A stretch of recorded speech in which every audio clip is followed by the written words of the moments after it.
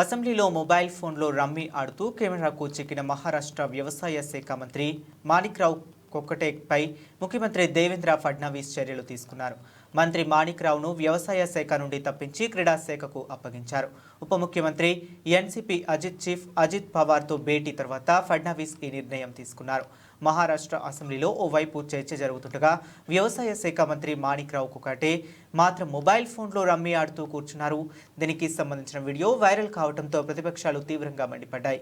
ఓవైపు రాష్ట్రంలోని రైతాంగం సమస్యలతో సతమతమవుతూ అప్పుల పాలై ఆత్మహత్యలకు పాల్పడుతుంటే ప్రభుత్వానికి పట్టింపే లేకుండా పోయిందని ఆరోపించారు. అసెంబ్లీలో రైతుల సమస్యలపై చర్చించాల్సిన సమయంలో వ్యవసాయ శాఖ మంత్రి మాణిక్రావు కొక్కటే మొబైల్లో గేమ్ ఆడుకుంటూ కూర్చోవటం రైతుల పట్ల ప్రభుత్వ నిర్లక్ష్యానికి అద్దం పడుతుందని ఆగ్రహం వ్యక్తం చేశారు. మంత్రి తీరుపై తీవ్ర విమర్శలు వ్యక్తమవడంతో ముఖ్యమంత్రి ఫడ్నవీస్ తాజాగా మాణిక్రావుపై చర్యలు తీసుకున్నారు.